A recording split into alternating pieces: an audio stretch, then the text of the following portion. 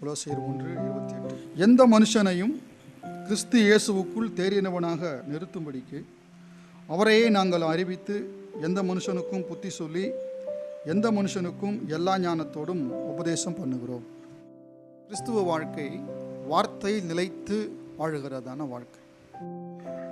காட்சிகளுக்கு நாம் முக்கியத்துவம் கொடுக்கறதில்ல, வசனங்களுக்கும் வார்த்தைகளுக்கும் முக்கியத்துவத்தை கொடுத்து வார்த்தையில் நாம் வாழ்ந்து கொண்டிருக்கிறோம். தேவன் என்ன சொல்லுகிறாரோ, தேவன் என்ன சொல்லி இருக்கிறாரோ அதன்படி செய்யவே நாம் அந்த உலகத்தில் வைக்கப்பட்டிருக்கிறோம். வசனங்களை கேட்கறது முக்கியம் இல்லை, வசனங்களை வாசிக்கிறது முக்கியம் இல்லை, வசனத்தின்படி வாழ வேண்டியது முக்கியமாக இருக்கிறது. வசனங்கள் எல்லாமே நாம் வாழும்படியாய் கொடுக்கப்பட்டிருக்கிறதான வார்த்தைகள் வாழ்வு தரும் வார்த்தைகளாக இருக்கிறது. வாழ்வை தருகிறது, நம்மை வாழ வைக்கிற வார்த்தைகளாக இந்த வார்த்தைகள் இருக்கிறது.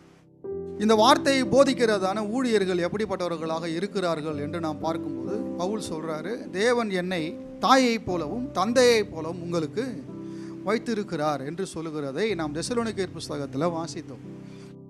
ஒரு தாயை போல என்ன செய்கிறார் அப்போஸ்தலனாகிய பவுல்? திருச்சபைக்கு ஊழியம் செய்கிறார். தேவன் நமக்கு தாயா இருக்கிறார், அதில் எந்த விதமான மாற்று கருத்தும் கிடையாது. கர்த்தருடைய வசனத்தை பேசுகிறவர்களும் தாயை போல இருக்க வேண்டும் என்று கர்த்தர் விரும்புகிறார். தாய் தன் பிள்ளையினிடத்திலே வரவு செலவு கணக்கு பார்த்து காரியங்களை செய்கிறவள் அல்ல. அவள் தாயா இருக்கிறதுனால அந்த பிள்ளையை பராமரிக்கிறாள். எந்த விதமான பிரதிபலனை எதிர்பார்க்காமல் தன் பிள்ளைக்கு அவள் உதவி செய்கிறாள். அவள் ஆரோக்கியம் உள்ளவளாக இல்லாவிட்டால், அவள் பலம் உள்ளவளாக இல்லாவிட்டால் பிள்ளைக்கு போஷாக்கை கொடுக்க முடியாது. தாய் தன் பிள்ளைக்கு பால் கொடுக்கும்போது தன் ரத்தத்தை பிள்ளைக்கு கொடுக்கிறாள். ஊழியக்காரங்க சபையை போஷிக்க வேண்டுமானால், அவர்கள் சபைக்கு பால் ஊட்ட வேண்டுமானால் இவர்கள் பலமுள்ளவர்களாக இருக்க வேண்டும். இவர்கள் தேவனோடு நெருங்கிய வாழ்வில் இல்லாமல், இவர்களுக்குள் ஜீவன் இல்லாமல் சபைக்கு பகிர்ந்தளிக்க அவர்களால். எனவேதான் இன்னைக்கு சபைகள் எல்லாம் பலவீனப்பட்டிருக்கிறது. விசுவாசிகள் பலவீனப்பட்டிருக்கிறாங்க. இருக்கிற ஆவிக்குரிய முறையிலே நோய் கொண்டு இருக்கிறார்கள். சரியான ஜீவன் அவர்களுக்குள்ளே இல்லை. யாரா இருந்தாலும் சரி, எப்படிப்பட்ட மனிதனா இருந்தாலும் சரி, அவனை முதலாவது கிறிஸ்துவுக்குள் கொண்டு வரணும். கிறிஸ்துவுக்குள் என்றால் என்ன? கிறிஸ்துவுக்குள் கொண்டு வர்றதுன்னா கிறிஸ்துவ மதத்துக்குள் கொண்டு வர்றதை பற்றி பேசல, கிறிஸ்துவ சபைக்குள் கொண்டு வர்றதை பற்றி பேசல. கிறிஸ்து செய்த செயல்களால் மனிதனுக்கு கிடைத்திருக்கிற அந்த நன்மைக்குள்ளும் லாபங்களுக்குள்ளும் அந்த பயன்களுக்குள்ளும் அவனை கொண்டு வரணும். எந்த மனுஷனையும் கிறிஸ்துவுக்குள் தேறினவனாக நிறுத்தும்படிக்கு, ஒரு பூரண நிலையில் அவனை நிறுத்தும்படிக்கு, பூரணமற்ற நிலையில் அவன் வருகிறான். அவன் ஒரு குழந்தையை போல இதற்குள் அவன் கடந்து வருகிறான். உபதேசங்கள், வசனங்கள் படிப்படியாக அவனை தேறினவனாக மாற்றுகிறது.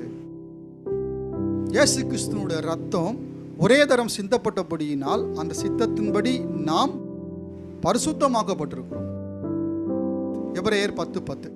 இயேசு கிறிஸ்துவினுடைய சரீரம் ஒரே தரம் பலியிடப்பட்டபடியால் அந்த சித்தத்தின்படி நாம் பரிசுத்தம் ஆக்கப்பட்டிருக்கிறோம். அந்த சித்தத்தின்படி, அதில் செய்யப்பட்ட அந்த வேலையின்படி நீங்கள் தேவனுக்கென்று பிரித்தெடுக்கப்பட்டிருக்கிறீர்கள்.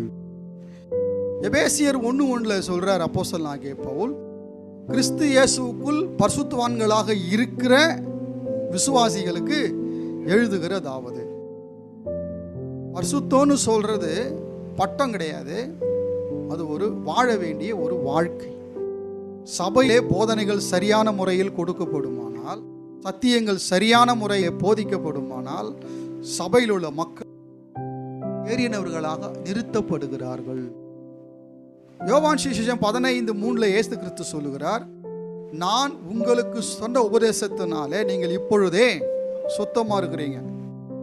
எந்த மனுஷனையும் கிறிஸ்து இயேசுவுக்குள் தேறினவனாக நிறுத்தும்படிக்கு அவரையே நாங்கள் அறிவித்து எந்த மனுஷனுக்கும் புத்தி சொல்லி எந்த மனுஷனுக்கும் எல்லா ஞானத்தோடும் உபதேசம் பண்ணுகிறோம். பவுலுடைய எண்ணம் என்ன? அவர் எப்போதெல்லாம் செய்தி கொடுக்கிறாரோ அப்போதெல்லாம் கிறிஸ்துவை அறிவிக்கிறதிலேயே கவனமாக இருக்கிறார். ஒருவன் கிறிஸ்துவை பிரசங்கிக்க வேண்டுமானால், கிறிஸ்து அவனுடைய வளமாக இல்லாவிட்டால், கிறிஸ்து அவனுடைய நிரப்பீடாக இல்லாவிட்டால் கிறிஸ்துவ பிரசங்கிக்க அவனால கிறிஸ்துவை கொடுக்க முடியாது. 1 கொரிந்தியர் புஸ்தகம் 2ஆம் அதிகாரத்துக்கு வரும் 1ஆம் வசனத்திலிருந்து, சகோதரரே, நான் உங்களிடத்தில் வந்தபோது தேவனை பற்றிய சாட்சியை சிறந்த வசனிப்போடாவது ஞானத்தோடாவது அறிவிக்கிறவனாக வரவில்லை. சிறந்த வசனிப்போடே, இலக்கணம், இலக்கியம், காவியம், கவிதை, செய்யுள், அடுக்கு மொழியில பேசி சொல்வன்மையோடு அறிவிக்கிறவனாக வரவில்லை. வார்த்தையிலே ஜீவன் இருக்குங்க. ஜீவன் அதுல இருக்கிற வரைக்கும் அது ஜனங்களுக்குள்ளே வேலை செய்யும். வார்த்தை ரட்சிக்கும். வார்த்தையிலே ஜீவன் இருக்கிறது. வார்த்தை வேலை செய்யும். நம்முடைய சொல்வன்மையை காண்பிக்கும்படியாகவோ, நம்முடைய மொழி திறனை காண்பிக்கும்படியாகவோ, என்னுடைய ஆங்கில புலமையையும் தமிழ் புலமையை காண்பிக்கும்படியாகவோ நாம் பேசுகிறவர்கள் அல்ல. ஒரே நோக்கம், கிறிஸ்து அறிவிக்கப்படணும். 2ஆம் வசனத்தில், இயேசு கிறிஸ்துவை சிலுவையில் அறையப்பட்ட அவரையே அன்றி வேறு ஒன்றையும் உங்களுக்குள்ளே அறியாதிருக்க தீர்மானித்திருந்தேன். சிலுவையில் அறையப்பட்ட அவரையே அன்றி வேறு ஒன்றையும் அறியாதிருக்க நான் தீர்மானித்திருக்கிறேன்.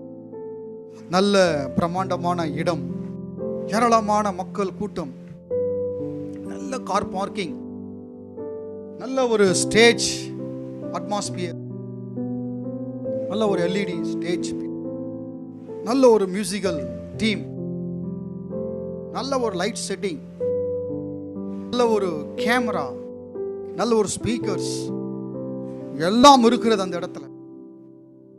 அங்க வருகிறதான ஜனங்கள் கிறிஸ்துவை அறியாமல் இந்த பிரமாண்டத்தை மொத்தம் பார்த்துட்டு போயிட்டாங்கன்னா ஒரு பிரயோஜனமும் இல்லைங்க. கிறிஸ்துவை ஜனங்கள் அறிய வேண்டும். கிறிஸ்துவே சபையின் ஜீவனாக இருக்கிறார். நான் பலவீனத்தோடும் பயத்தோடும் மிகுந்த நடுக்கத்தோடும் உங்களிடத்தில் இருந்தேன்.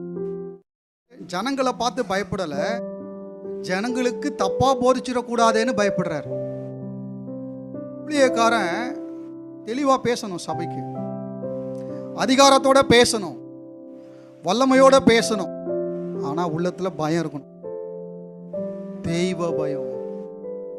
எனக்கெல்லாம் தெரியும், உங்களுக்கு யாருக்குமே தெரியாதுன்ற இடத்துல அப்படி இருந்து ஊழியம் செய்யக்கூடாது. இவன் சிலுவையை பிரசங்கிக்கிற பிரசங்கியா இருக்கிறான். இவன் சிலுவையிலிருந்து பிரசங்கிக்க வேண்டியவனாக இருக்கிறான். இவன் பிரசங்கிக்கிறதான சிலுவை இரவல் வாங்கப்பட்ட சிலுவையா இருக்கக்கூடாதா? இவன் சொந்த சிலுவையாக இருக்க வேண்டும். சிலுவை என்பது என்ன? அவர் சிலுவையிலே பலவீனத்தால் அறையப்பட்டிருந்தும் பவுல் சபைக்கு பிரசங்கம் செய்யும் போது, சபைக்கு கிறிஸ்து வெளிப்படுத்தும் போது பலவீனத்தோடும் பயத்தோடும் நடுக்கத்தோடும் இருக்கிறார். உங்கள் விசுவாசம் மனுஷருடைய ஞானத்தில் அல்ல, தேவனுடைய பலத்தில் நிற்கும்படிக்கு என் பேச்சும் என் பிரசங்கமும் மனுஷ ஞானத்திற்குரிய நயவசனம் உள்ளதாக இல்லாமல் ஆவியினாலும் பலத்தினாலும் உறுதிப்படுத்தப்பட்டதாக இருந்தது. பேச்சு வேற, பிரசங்கம் வேற. நான் பிரசங்கம் 1 மணி நேரம் தான் பண்றேன், பேச்சு ரொம்ப நேரம் நான் பேசுறேன். பேச்சு வேற, பிரசங்கம் வேற இருக்கக்கூடாது. பேச்சும் பிரசங்கமும், பவுல் பிரசங்கத்தில் எப்படி இருந்தாரோ இயல்பான பேச்சிலும் அப்படிப்பட்டவராகவே இருந்தார். பிரசங்கமும் விசுவாசத்தை உண்டாக்கினது. சாதாரணமாக பேசுகிற பேச்சும், நீங்க பேசுகிறதான பேச்சு அப்படி இருக்கணும். மனுஷ ஞானத்திற்குரிய நயவசனம் உள்ளதாயிராமல். ஏமாற்றுகிற நயன்னா ஏமாற்றுகிறது, ஏமாற்றுகிற வசனமாக இல்லாமல் ஆவியினாலும் பலத்தினாலும் உறுதிப்படுத்தப்பட்டதாக இருந்தது. பிரசங்கிக்கிற அந்த வார்த்தைகள் மூலமாக இவர்களுக்குள்ளே ஆவியும் பலனும் உண்டாகிறது.